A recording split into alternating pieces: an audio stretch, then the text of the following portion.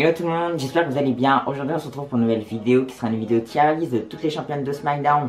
Donc depuis la création du titre en 2016 à aujourd'hui. Tout d'abord je voulais m'excuser de ne pas avoir fait de vidéo depuis plusieurs semaines. Mais c'est qu'en fait avec la reprise des cours, je ne savais pas quand filmer. Maintenant j'ai trouvé un petit temps pour filmer, du coup je fais cette tier list. Je sais pas si ça va durer mais j'espère que ça va durer. Avant que la vidéo commence, n'hésitez pas à suivre sur mon Instagram mon tuto affiché à l'écran. Et je sais que la suite de la vidéo.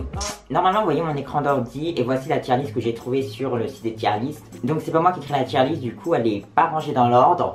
Mais on va faire comment elle nous vient. J'espère que vous avez compris ma phrase. Donc j'ai juste changé les noms de catégories. Donc il y a génial parce que c'est génial, très bon, bon, passable et nul. Nul c'est les règnes qui sont mauvais et également les règnes qui sont super courts, genre les règnes de transition qui servent à rien. Et on va commencer avec Bianca Belair qui avait gagné le titre de SmackDown face à Sasha Banks à WrestleMania 37 dans le main event de la nuit 1. Et Bianca, je mets son règne dans le bon. Parce qu'il n'est pas très bon non plus, parce que elle perd le titre, assez tôt entre guillemets, elle a eu plusieurs mois de règne quand même. Et donc elle a perdu son titre à SummerSlam face à Becky Lynch. Et donc ce règne en tant que championne de SmackDown, il n'est pas mauvais, parce que déjà il y a la période encore Covid, donc ça nous occupe plutôt bien son règne. Il y a des bonnes rivalités, il y a surtout deux grosses rivalités dans son règne qui sont Bayley. Il y a eu des super matchs face à Bayley, même le Hell in a Cell est vraiment super bien. Il y a eu Carmella lors des épisodes de SmackDown. Et pour terminer, il y a eu Sasha Banks, mais il n'y a jamais eu de fin. Parce que Sasha Banks après elle n'a pas été à SummerSlam, c'est Becky Lynch qui l'a remplacé et tout. Donc bon, je mets son règne dans le bon, même s'il aurait pu être bien meilleur. Deuxième règne, c'est lui de Charlotte Flair. Alors je vous avoue, je ne sais pas trop. Faut que j'observe bien les images. Je mets son règne dans nul parce que je crois que c'est à Money in the Bank. Et donc elle se fait cash-in par Bayley. Genre elle bat Becky. Quand Becky était 2 ceintures et ensuite c'est Bayley qui cash-in. Bon ça sert à rien, ça dure même pas quelques secondes son règne. Enfin si ça dure quelques minutes. Mais je mets dans nul, ça a servi à rien. Elle a été une nouvelle fois championne. Ça fait un chiffre en plus dans son palmarès, mais ça sert bien. Ensuite c'est Becky Lynch. Alors je mets dans pas ça parce que Becky c'est lorsqu'elle prend le titre à SummerSlam, mais après elle perd son titre lors de l'échange des ceintures tout pourri là entre elle et Charlotte Flair. Et je mets son règne dans pas ça parce qu'il y a eu quelques bons matchs, donc par exemple à Crown Jewel, ou même lorsqu'elle a affronté Sasha Banks dans SmackDown Super Size ou je sais pas quoi, c'est un SmackDown spécial. Et puis même son retour a eu un grand impact dans la division féminine. Mais bon, il était assez court. Son règne en tant que championne de Raw, du coup je le mettrais dans très bon. Mais en tant que championne de SmackDown, je le mets dans passable. Ensuite c'est Charlotte Flair à SummerSlam. Alors je ne sais même plus face à qui elle perd le titre. Donc attendez, il faut que j'aille faire des recherches. Ok, c'est bien ce que je me disais, elle perd le titre face à Becky Lynch. Et son règne, je le mets dans passable parce que il s'est pas passé grand chose. Alors j'espère que je confonde pas l'image avec une autre image, genre parce que Charlotte devient championne face à Natalya, mais je sais plus trop où c'est. Bref, passons à Carmella. J'adore son règne, je le mets dans le bon. Comme Bianca Belair, parce que c'était vraiment une championne qui sortait un peu de nulle part, même si elle était mise en ligne de bank depuis presque un an. Son règne, j'ai bien aimé. Il y a eu une grosse rivalité face à Asuka, les matchs n'étaient pas super fous, mais ça passait. Vraiment, j'ai beaucoup aimé son règne, il m'a beaucoup diverti. C'est un peu comme Liv en ce moment, donc Liv qu'on va classer bientôt. Ensuite, c'est Becky Two Bells. Là, je mets dans passable parce qu'en soi, son règne en tant que championne de SmackDown, il dure que un mois parce qu'elle perd le titre ensuite face à Charlotte Flair à Money in the Bank. Je pense que son règne aurait pu être mieux si elle aurait conservé Money in the Bank et qu'elle aurait au moins juste Money in the Bank où elle aurait défendu les deux titres, elle aurait conservé et ensuite elle perd, je sais pas, je crois que c'était Extreme Rules, j'en sais rien. Moi j'ai beaucoup aimé lorsqu'elle a gagné à WrestleMania 35 les deux ceintures et ensuite qu'elle allait à Raw et à SmackDown avec les deux ceintures et qu'elle défendait les titres séparément, ça c'était vraiment le meilleur. Donc je mets dans passable parce que ça peut être mieux en tant que championne de SmackDown, mais bon, elle a perdu assez tôt donc je peux pas mettre au même niveau que Bianca Belair et Carmella. Ensuite c'est Alexa Bliss. Alors je ne sais pas quelle photo va avec quoi, donc je vais imaginer que ça c'est son règne lorsqu'elle bat Becky Lynch et qu'elle est la deuxième championne de SmackDown. Alors en tant que deuxième championne de SmackDown, c'est pas là qu'elle va à WrestleMania 33 en tant que championne. Non, n'importe quoi, Je mets dans le bon parce que c'était un peu la surprise qu'elle batte Becky Lynch à TLC, je crois que c'était dans un match de table. Bref, c'était un peu la surprise. Alexa Bliss en plus à l'époque, c'était Alexa Bliss, je trouvais, elle sortait un peu de nulle part quand elle arrivait à SmackDown. Sauf que je l'ai beaucoup aimé et c'était en mode goddess, genre j'adorais cette Alexa Bliss. Donc je la mets dans le bon parce que son règne, il n'est pas super long mais il est plutôt bon.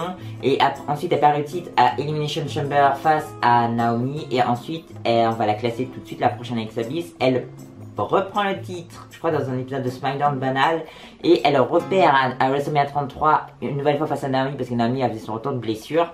Et son deuxième règne, je le mets dans le nul, je crois que c'est cette photo pour son deuxième règne, bref, on va faire genre que c'est cette photo. Et parce que bah ça a duré quelques semaines et c'était pas fou. Ensuite c'est Bayley. Alors Bayley là je mets dans passable. C'est la Bayley pas folle. Genre en fait le problème de ce règne c'est que il y avait eu un match entre Bayley et Ember Moon à SummerSlam 2019 je crois. Là c'était la goutte de trop, genre le match était super nul. Je comprends pas comment c'est possible que Ember Moon Bayley ça n'a pas bien marché. Son règne était assez bizarre parce que on commençait à se lasser de la Bayley gentille, ensuite il y aura la Bayley méchante qui est superbe. Donc je le mets là, son règne, il a existé. Mais je pense pas qu'on va s'en souvenir parce que moi je m'en souvenais plus du tout. Ensuite c'est Naomi. Alors Naomi, normalement on peut reconnaître WrestleMania Elimination Chamber. Ça je crois que c'est sa tenue d'Elimination Chamber. Ah oui, Elimination Chamber je mets dans le nul parce que bah elle abandonne la ceinture quelques jours plus tard parce qu'elle est blessée. Ensuite normalement ça c'est Becky Lynch. C'est Becky... Ah, je mets dans le bon. Parce que son règne était court, mais c'est lorsqu'elle devient un peu The Man, parce que Nia Jax, elle l'avait blessé et tout. Donc là, je crois que c'est lorsqu'elle prend un titre à El Nocel et ensuite elle va le perdre dans un TLC match, le premier TLC féminin, je crois, face à Asuka. J'ai beaucoup aimé cette période de Becky Lynch. Elle va beaucoup défendre face à Charlotte Flair, à Super Showdown en Australie, au pay-per-view Evolution dans le Last Woman Standing match, qui est vraiment 5 étoiles ce match, bref. Il y a que des bons matchs dans ce règne, du coup je le mets dans le bon. Ensuite c'est Liv Morgan. Et Liv Morgan je le mets aussi dans le bon. Il y en a beaucoup qui vont dire que c'est nul. Moi je pense que la période la plus nulle du règne de Liv Morgan c'est quand elle avait son bras blessé là. C'était nul à chier ce truc. Mais lorsqu'elle n'avait pas ce bras cassé, genre la route vers SummerSlam je trouvais pas mauvaise. Ensuite après SummerSlam c'était un peu nul. Mais genre lorsqu'elle revient avec Shayna Baszler qu'elle a plus le bras blessé c'était pas mauvais. Et là elle a une rivalité avec Ronda Rousey. Et moi je suis hypé. Et je trouve que Liv Morgan, moi j'aime bien Liv en tant que championne. Je pense que ça aurait pu être beaucoup mieux parce que en soi elle est un peu construite simplement genre juste une championne qui gagne des matchs et voilà. Elle sera multiple championne Liv Morgan de toute façon, donc là c'est son premier règne, il n'est pas fou. Je pense que son prochain règne de championne il sera bien meilleur. Ensuite c'est Ronda Rousey. Bon moi je suis pas le plus grand fan de Ronda hein, mais je suis objectif lorsque je fais ça. Là mais là je mets dans le nul parce que en fait je pense que Ronda aurait dû avoir un meilleur règne. Parce que bon, ils nous ont soufflé, elle gagne le Rumble, elle perd à Mania, elle prend un petit backlash dans un super match entre Charlotte Flair et elle dans un I Quit match, voilà, c'était super bien. Je mets dans le nul parce que bah, ça dure que 56 jours je crois. Je sais pas pourquoi j'ai le chiffre en tête, j'espère que c'est le bon chiffre, que je vous dis pas des bêtises. Mais déjà son règne il était assez... il commençait bien. Elle avait affronté Raquel Rodriguez, ils avaient une bonne alchimie entre les deux, c'est assez surprenant quand même. Ronda Rousey a des bonnes alchimies avec Raquel, avec Nia Jax.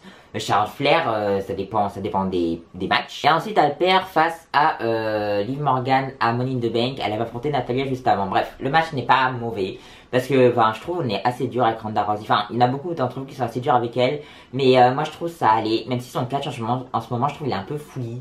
Genre elle a affronté cette nuit là SmackDown Natalya. Parce que je filme cette vidéo le jour pour le jour. Elle a affronté Natalya. Je comprenais rien au match au début. Genre ça c'est Ronda, ça c'est Natalya, elle faisait des coups bizarres, elle se tortillait, enfin bref, j'ai pas bien compris les coups qu'elle voulait faire. Bon, je mets son règne de championne de SmackDown en nul, mais je pense qu'elle aura un nouveau règne bientôt. J'espère pas Extreme Rose, mais bon, je pense que ça va arriver. Et je pense que ça sera beaucoup mieux. Ensuite c'est Charlotte Flair, alors là, ah mon dieu, un nul aussi. C'est lorsqu'elle prend le titre à Asuka pour aller faire le triple menace à WrestleMania 35. Bref, pas les mots. Ah, ce règne de Charlotte. Charlotte en tant que championne de Raw c'était plutôt bien. Mais lorsqu'il y a eu l'échange de ceinture et qu'elle est arrivée à SmackDown.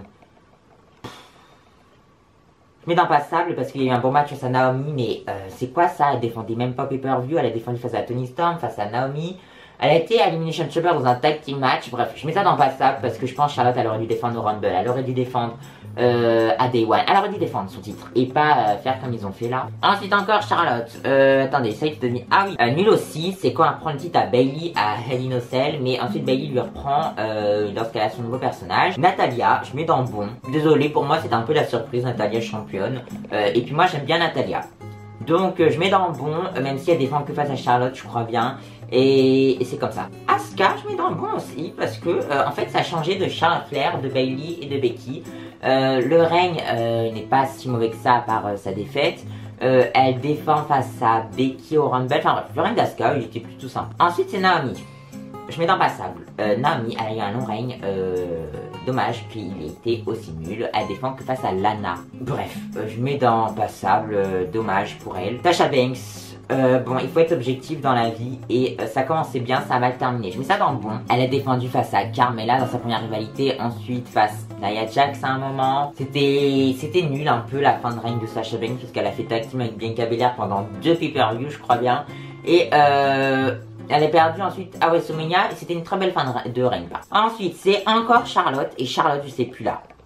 C'est à SmackDown, je crois, elle prend un petit à Natty, un truc comme ça, je mets dans... En fait, je sais même pas où ça se termine son règne. Ah, je crois que ça, c'est le super long règne de Charlotte, où elle bat Asuka à WrestleMania, là.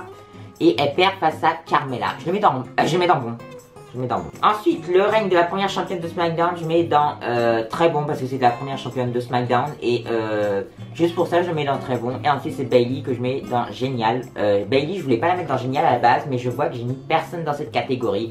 Donc je veux mettre Bayley parce que c'est le règne 380 jours, c'est le règne où elle défend face à Nikki Cross et c'est un petit peu crédible, face à Tamina et c'est un petit peu crédible. Donc moi je pense que quand tu défends face à cette personne et que tu arrives à les rendre un peu crédibles, je mets ça dans génial. Du coup voilà, c'est la fin de cette tier list. J'ai vu qu'il n'y a pas de championne que j'ai mis très haut. Il y a plutôt des moyennes championnes généralement, pourvu qu'un jour on ait une championne géniale. N'hésitez pas à me dire votre championne de SmackDown préférée, elle que vous avez le moins aimé en commentaire. N'hésitez pas à vous abonner, partager, commenter cette vidéo et moi je vous dis bye à une prochaine vidéo. Bye!